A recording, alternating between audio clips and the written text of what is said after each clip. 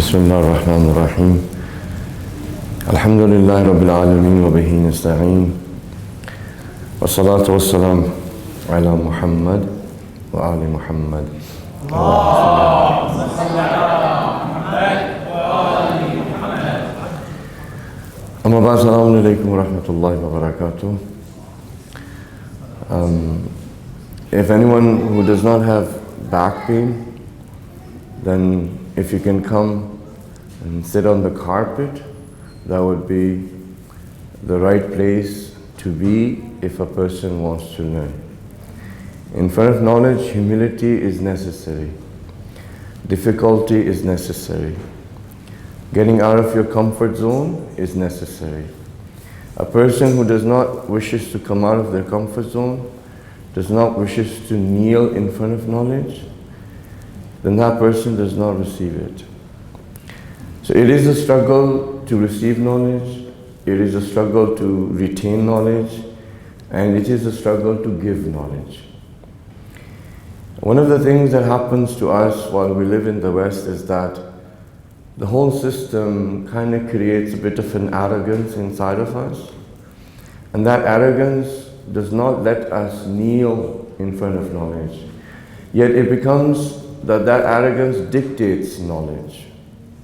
Instead of kneeling and being humble in front of knowledge, that arrogance starts dictating true knowledge, that you need to tell me this and this, and if I'm not convinced, that I will not accept. If you don't have an answer that suits me, that suits my comfort zone, that suits my personality, that suits my lifestyle, I will not accept it. And with that arrogance, when a person lives their life, the only one who gets the harm or who gets the short end of the stick is the person themselves. And then we get to that point where a scientist will come up to the point where say that science has eliminated the need of God. Meaning, we need to become such that everything should be explained to us that we can understand in our capacity, and if it does not come within the frame of our reference, then that means it does not exist. The more that we build this, the more we actually get away from knowledge, the more we are not able to utilize it to the right means that Allah subhanahu wa ta'ala has given this lesson. This life is a journey, the end, destination. We can have different ideas. One of the things that is told to us that you are the path, you are the traveler, and you are the destination. So this life that you're living is a life of awareness.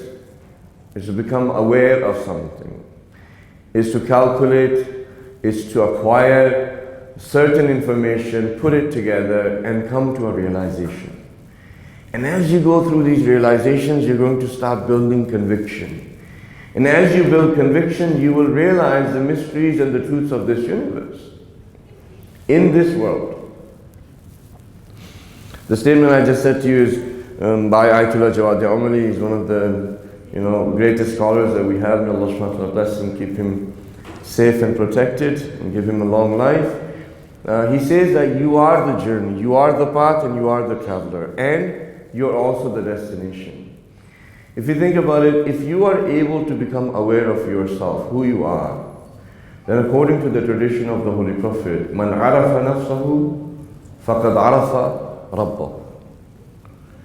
So in reality, whether you put that destination as Allah subhanahu wa ta'ala, or you put that destination as yourself, you will get to the same. So I started, struggling, towards religion or towards knowledge when I was 20 years old. I guess my journey probably had started earlier, but I don't know, I don't remember, but what I do remember, I was 20 and I started this sort of trying to understand. And I'm still in that path. I don't know, I don't know much. Whatever I know is maybe, if I look at what I just said to you, is just about myself. So So it has been a journey to find out who I am for the last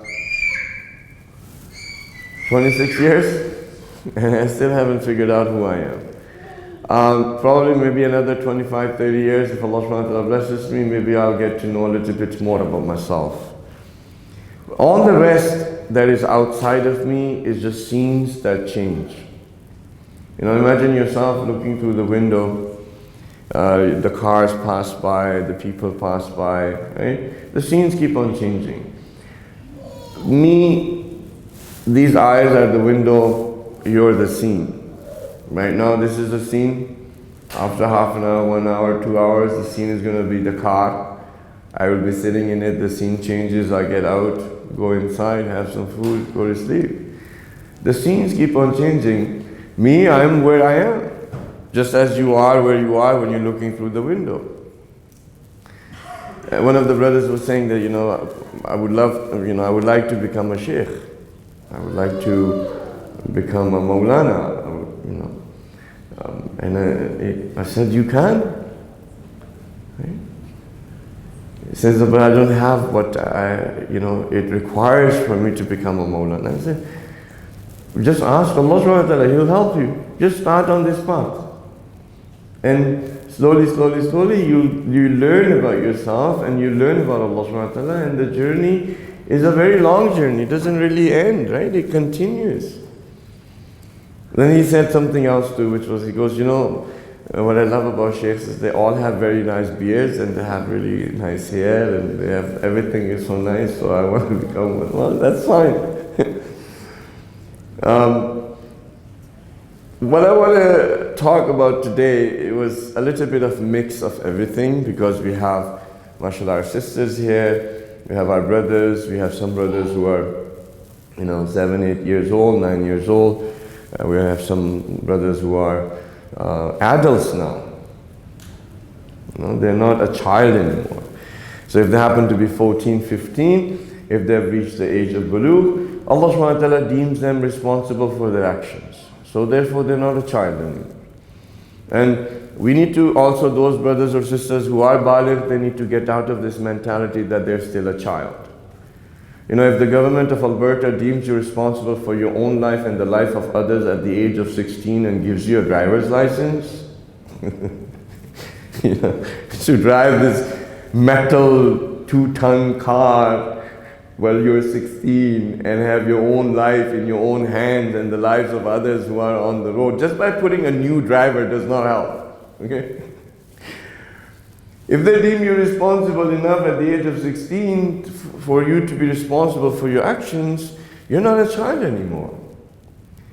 The ones who are 14 and above or 9 and above, whichever age you start to see the signs by which you are now an adult, you need to make that shift mentally. If you don't make it, you might be 60 years old and still think you're a child. Eventually, I guess when you turn 60, 70, you do get reversed, but this mental maturity you have to bring. When you see someone who's old acting like a child, it's because they did not make that switch. When you see two adults who have white beards fighting over something petty, just like a child would, they have not made that switch. And maybe they'll never make it. Just how a child is, oh look, I have a Note 9, or look, I have, the latest game, or look, I have PS4, or look, I have, they'll be like, look, I've got a Lamborghini, look, I've got a house, look, I've got a job, look, I've got so much money, look at my Armani suit, look at how much knowledgeable I am. It's the same thing, it's just a childish approach, which they have never switched that maturity switch. You need to do that at an earlier age. You need to realize you're an adult now, Allah subhanahu wa ta'ala deems you responsible, and you have to become mentally and spiritually mature. It's not going to happen automatically as your body does. Right? Like for my hair, I don't have to do anything, it just comes up. Right? If someone is shaving their beard, they have to do something. I don't have to do nothing, it just comes up. Right? It does not happen this way for a person's mental maturity and spiritual maturity. They have to put in the actions and the effort that is required for them to reach that place. So, now in this particular journey, you're going to find out about who you are. In that process, you're going to have people help you. Okay? So let's say this event is also part of that help. You know, I am maybe, if Allah subhanahu wa ta'ala accepts, trying to help you to realize who you are, and you sitting and listening to me and giving me your attention, and inshallah the Q&A that you will have is also an opportunity for me to find out who I am. Okay? Your school is an opportunity for you to find out who you are. If you want to know who you are, look at your friends. Whatever type of people you're attracting, that's who you are. Or those are the people that get attracted to you because they see that yourself to be similar to them. Two things that are similar, they will be like, okay, they will come together. Right? If you look at your friends, sometimes even their height and their facial features are like yours. Really, you look like brothers and sisters. Why did you, out of 100 people, choose that one person? Because maybe their nose is like yours, maybe their ears are like yours, maybe their hair are like yours, and you become closer to them.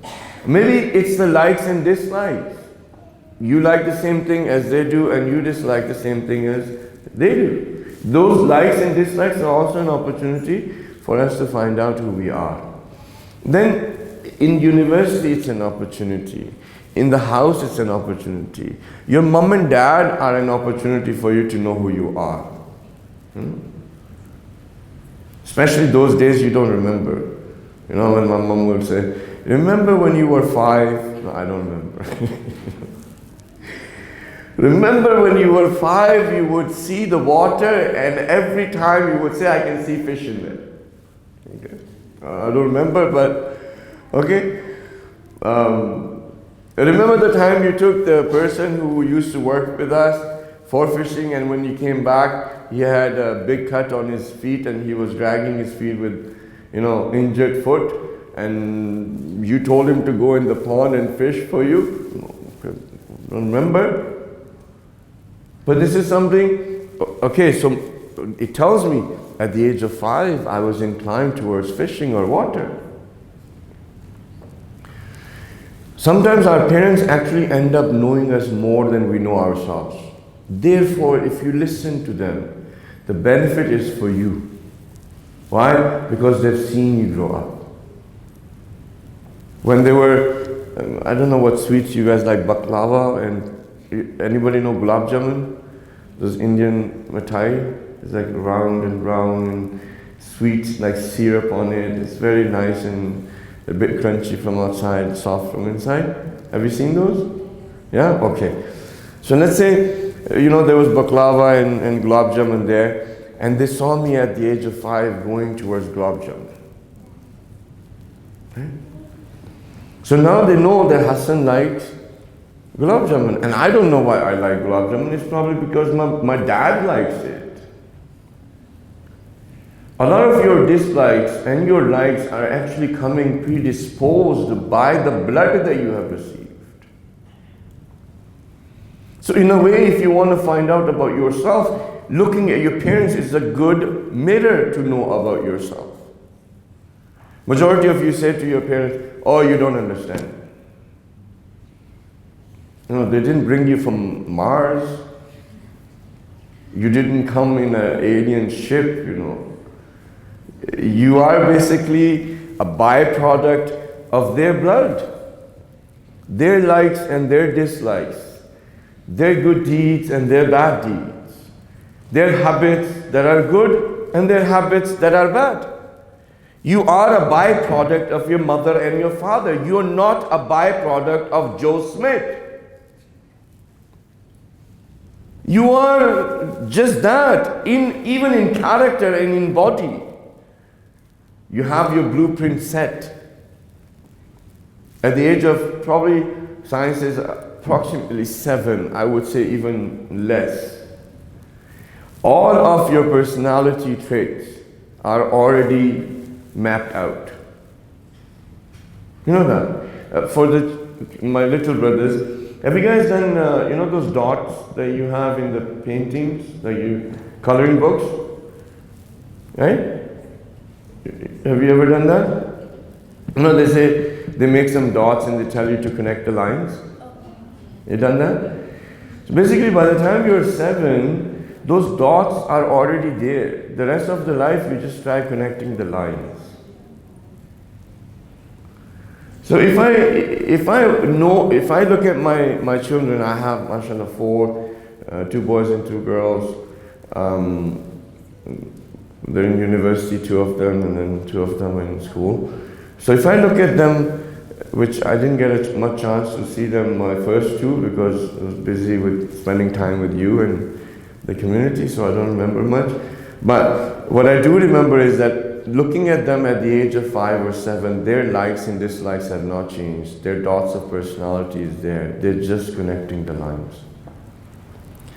So your parents are a very big asset or resource for you to know about who you are. With me so far? Okay? Facebook is not a good way of knowing who you are. It's not. You know, taking selfies of yourself and posting it and getting the opinions of people is not a good way to know who you are. Thinking that because you have 3,000 friends on Facebook, you're very popular and you're very beautiful and you're a very good person is not a good way to know who you are. Finding out that your Twitter feed and all that is getting a lot of likes, and you know, that's not a good way to know who you are. If you look at all of humanity, okay, and whenever you need to have a spiritual refreshment or a shower, just for you to wake up or throw water on your face, you know what to do? If you want to wake up your mind and your spirit, do you know what you do? If you ever get foggy and you're like, okay, his voice is very soothing and I'm very tired. So maybe if I just close my eyes, just for a little while, and then before you know you're sleeping. Right? So do you know how to wake your spirit up? There's a way to do it. Sallu ala Muhammad.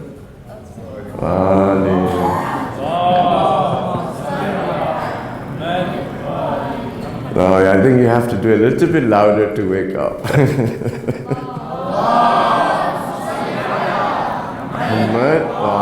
Muhammad.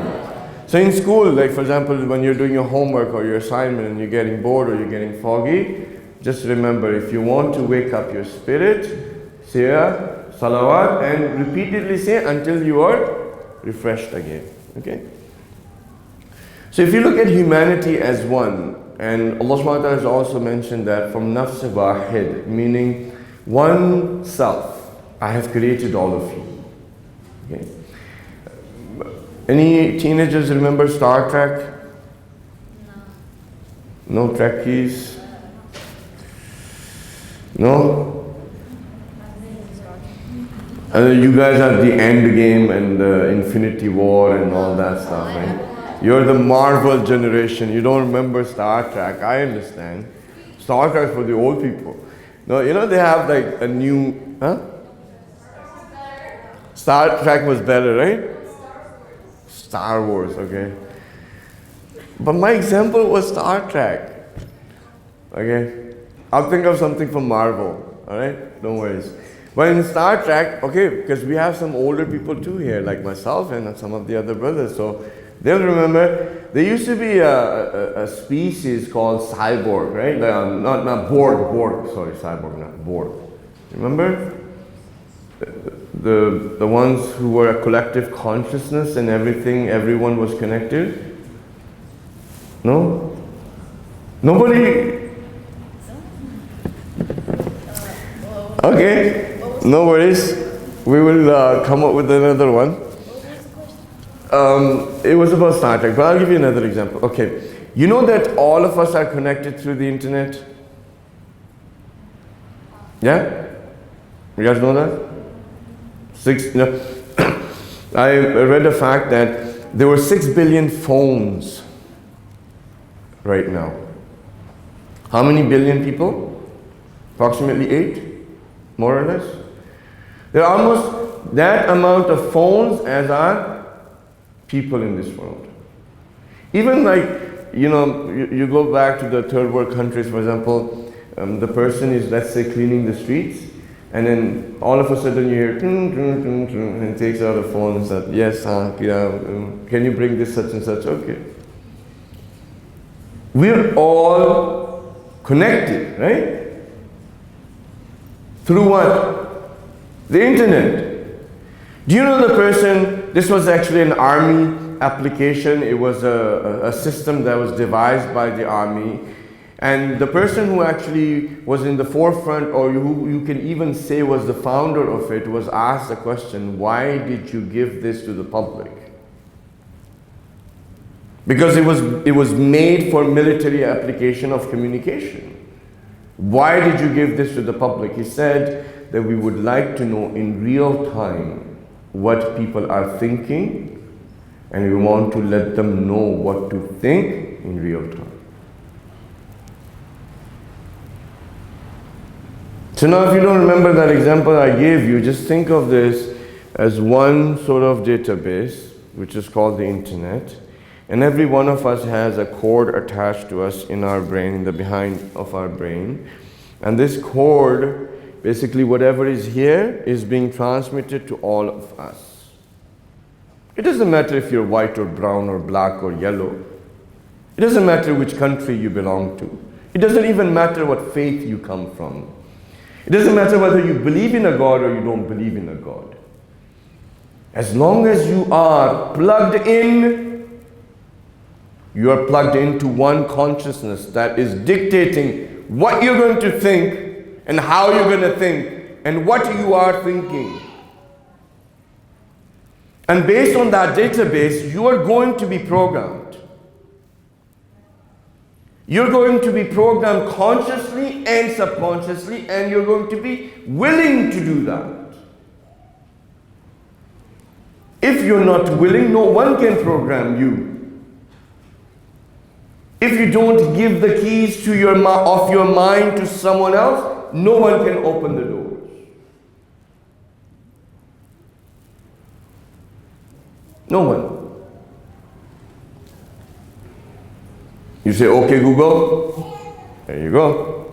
What's the time right now? 8:48. Google, can you set an alarm? Okay, Google, set an alarm for 4 a.m.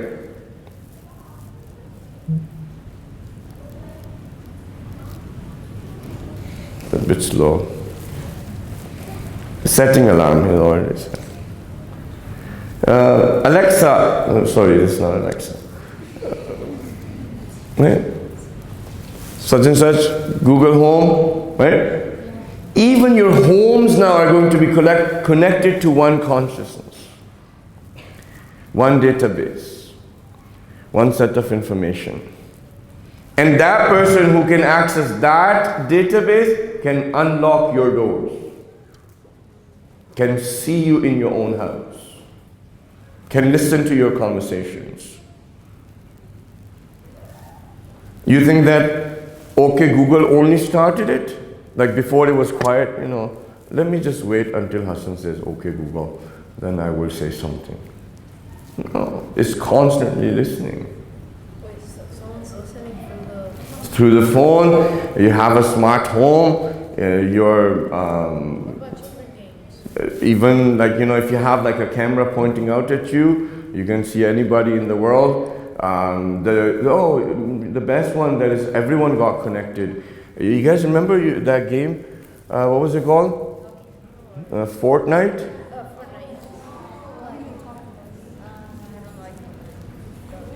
Yeah. If you want to know anything else, that how we are connected, Marvel, Endgame, it superseded by not just being a movie, but actually a way of looking at the world. Something which is from the creation of the imagination of someone became so real that people got beat up in theaters if they gave the spoilers to people. There were blogs, people were blogging about it, each and every scene, why this happened or why that happened. If you haven't seen Endgame, and if I was to tell you who dies, and you feel that I have spoiled the movie for you, and you become upset with me, now it's not just a movie anymore.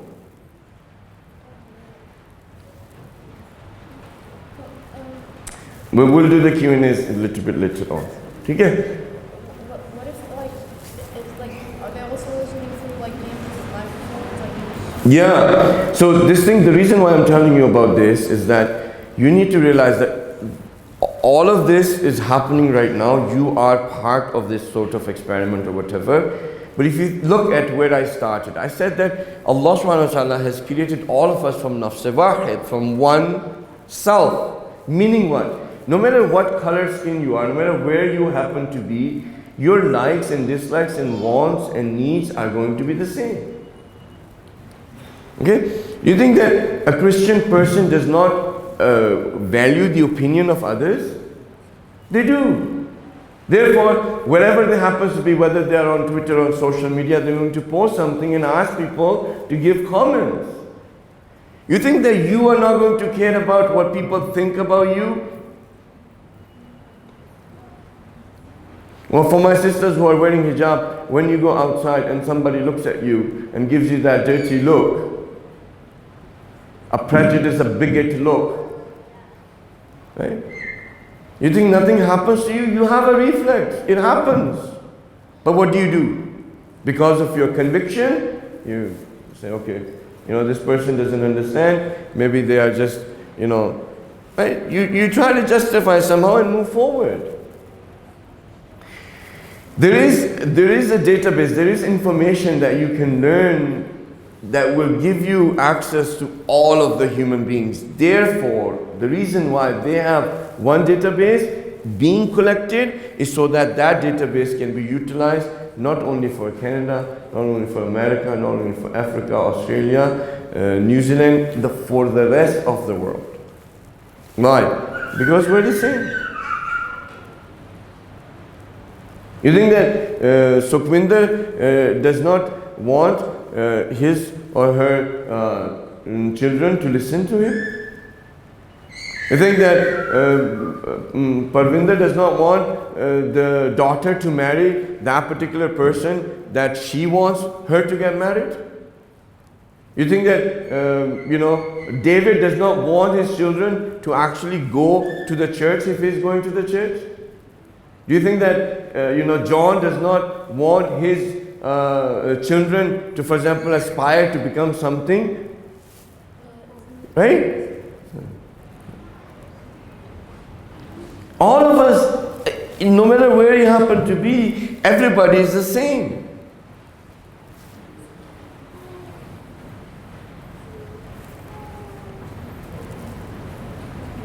And this journey that you and I are supposed to be in, about becoming aware of ourselves. Quran tells us who we are.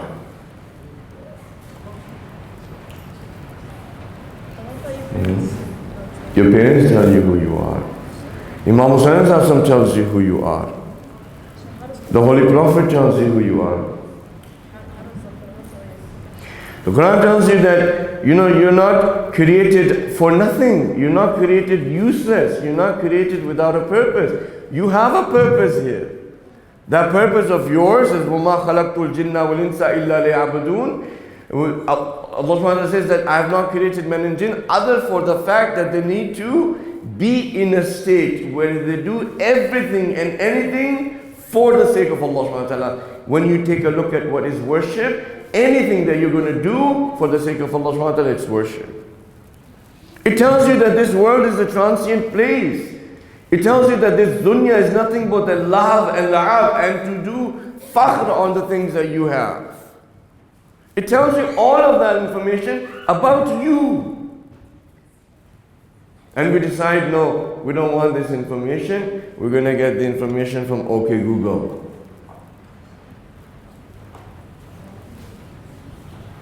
The benefit that you're going to get if you were to follow the path of Rasulullah and Ahlul Bayt You will have a peace, a tranquility, a state of mind, a conviction, a character, an identity, a vision to look at the world, to be something that you can tap into your true potential, and to get to the point where you will actually know the mysteries of this universe. That is an opportunity for you. Who's going to avail it? You know, you read Hadith Qissa in there. You know, in Hadith Qissa, you have the purpose for the creation of this whole universe. Allah subhanahu wa ta'ala says what? When the sisters were reciting it, they recited so beautifully, and because this is their mother tongue, the makharij were on the dot. You know, they did even like, and then Bibi Fatima said this, and then the other person would start. It was beautiful. It is your language. You need to understand it. My mother tongue is not Arabic. My mother tongue is Urdu. For example, when I did not know Arabic, I had to look at the Urdu translation.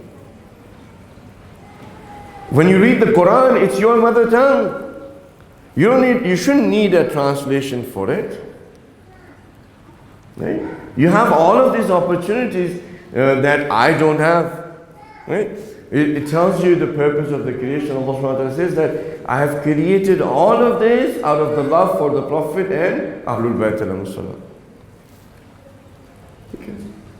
So now, seems like we're getting too close to probably have another half an hour, so I'll just maybe end it here because there is a brother who has a lot of questions, maybe the sisters do as well. So we'll kind of sort of move forward. If I can just say the concluding part, if you want to use religion just for spiritual reward, you can. If you want to use religion to become aware of yourself and Allah subhanahu wa ta'ala, you can. If you want to stay in a childish, immature state for the rest of your life, you can. If you want to be guided with that light that is going to have you survive in these times that are there to shape and form you in a cologne, not cologne like the spray, a duplicate. You can. And I believe Islam is the only boat, and specifically the boat of Imam Hussain salam, it is the only boat that will have you survive in the times that we live in. And you guys are our assets, you are our future. I see your light in your heart, I see the curiosity in your heart, in your mind, right? I see all of that. I wish and pray to Allah subhanahu wa ta'ala that He gives you that, on that journey, gives you that awareness about yourself and Him, so that you can get to that destination.